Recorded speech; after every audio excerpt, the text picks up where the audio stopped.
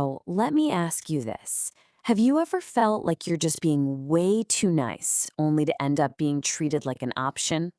I'm willing to bet a lot of you are nodding your heads right now, right?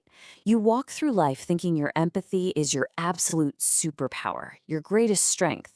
And honestly, it is. But in the world of dark psychology, that exact same strength paints a massive target on your back. It's a pretty painful reality check to realize that your natural instinct to care and connect is precisely what a manipulator is actively looking to exploit.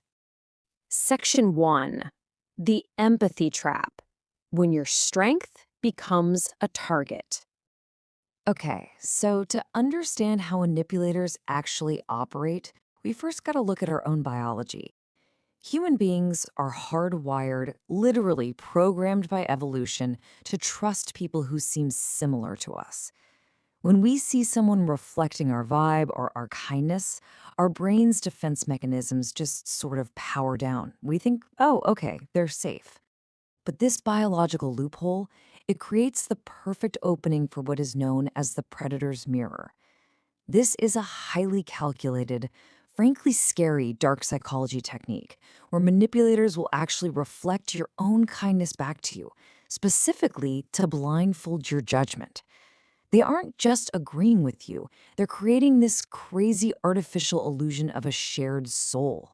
They mirror your warmth, your compassion, your patience so perfectly that you become completely blind to their actual motives. Now, it's absolutely crucial we understand the difference between a natural human connection and a dangerous illusion. On one side, we have normal mirroring. Like unconsciously smiling when your friend smiles or leaning in when they lean in during a really good conversation. That's just healthy, normal bonding. But on the flip side, we have mimicking vulnerability, and this is pure calculated manipulation. A manipulator isn't just copying your posture. They are actively mimicking vulnerability to exploit your trust.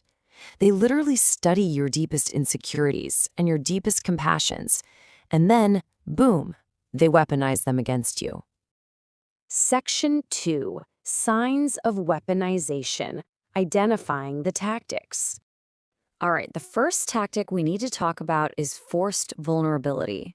Picture this. A manipulator aggressively forces an artificial bond by telling you a dramatic, super personal, but entirely fabricated secret right out of the gate, like a fake childhood trauma or something. And because human nature dictates reciprocity, you suddenly feel this intense pressure to share a real vulnerability of your own just to match them. You feel honored, right? You feel trusted. But just like that, they've tricked you into handing over the exact ammunition they're going to need to control you later. Which leads us directly to the moral debt. And man, this tactic is insidious because it completely disguises itself as generosity. A manipulator will perform a really small, seemingly kind act.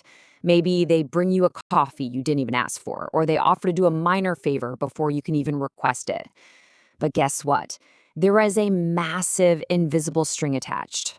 They twist this tiny strategic gesture into a heavy, unfair emotional obligation.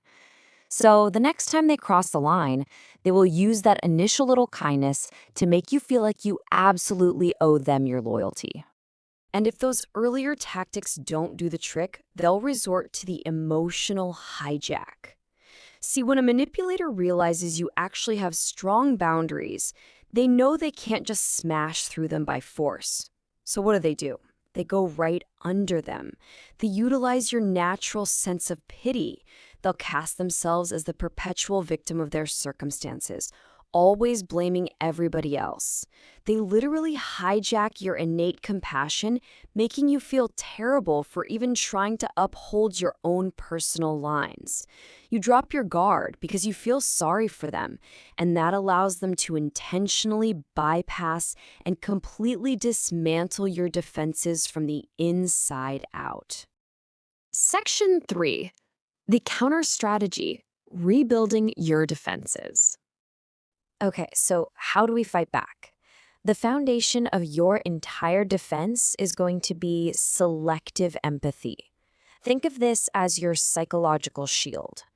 It's what you need to safely navigate the world without, losing your kindness. It is simply the practice of carefully choosing who actually gets access to your good nature and compassion. Look, empathy shouldn't be an all-you-can-eat buffet for anyone who wanders in off the street. It needs to be a VIP lounge. You aren't losing your kindness. You are just starting to verify the credentials of the people asking for it. So how exactly do we test those credentials in real time? You're going to use the mirror break technique. Here is how it works. Step 1, change your behavior suddenly.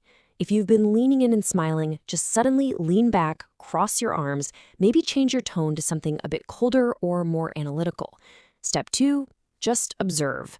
A normal person, they'll just keep acting like themselves. But a manipulator will often immediately scramble to adjust and mirror your new sudden behavior because they have no genuine personality of their own in that interaction. Which brings us to step 3, expose their lack of authenticity. By breaking the mirror, you completely shatter their illusion and you instantly know their true intentions. It's a total game changer. Section 4, reclaiming your power. Master your mind. Listen to me. Possessing empathy is not a weakness. Not at all. It is an incredible, profound strength. Manipulators want you to believe that caring makes you weak. But in reality, it makes you remarkably powerful. But like any immense power, it has to be protected and wielded with absolute precision. Being a good person is a power, but only if you choose who gets to see it. That right there is the ultimate clinical truth of the predator's mirror. You don't have to become cold, and you definitely don't have to become cynical. You just have to become a gatekeeper to your own heart. When you control access to your empathy, you completely disarm the manipulator.